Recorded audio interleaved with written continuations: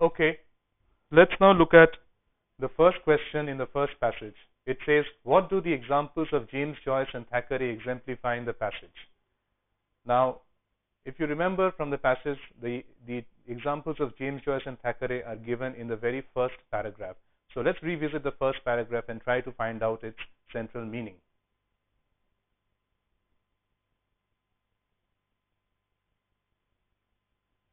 Okay, the first paragraph reads, in the play Travesties, Tom Stoppard's character James Joyce asks, what now of the Trojan War if it had been passed over by the artist's touch?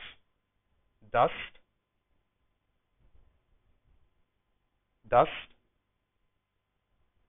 a forgotten expedition prompted by Greek merchants looking for new markets.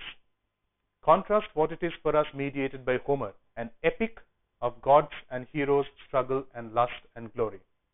The second example about Thackeray says, Thackeray remarked how a bald, stupid, heartless little man with a paunch became the majestic Louis XIV if put in the right shoes, robes, and wigs.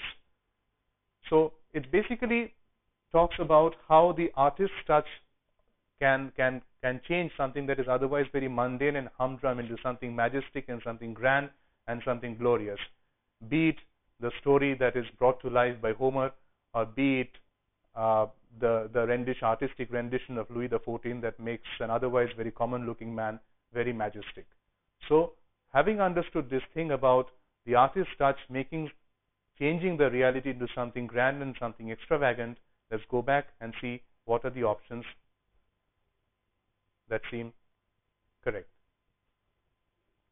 The first option says, one, people are skeptical towards appearances.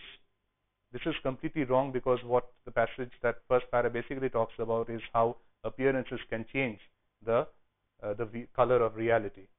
The second option says the excessive use of fantasy.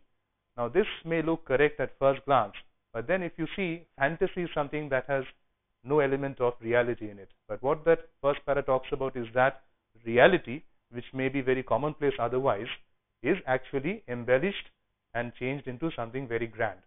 So option 2 is not actually correct. Option 3, the artist's touch is close to the truth. This is also not correct because the artist's touch actually takes us away from the truth or the reality if it is very commonplace, right? That's what the passage in the first para seems to say. Option 4, the use of extravagant exaggeration. The use of extravagant exaggeration seems correct because what basically the para talks about is that how something that is very commonplace otherwise is exaggerated and made into something very extravagant and grand. So option 4 is actually the correct option and the other options are incorrect.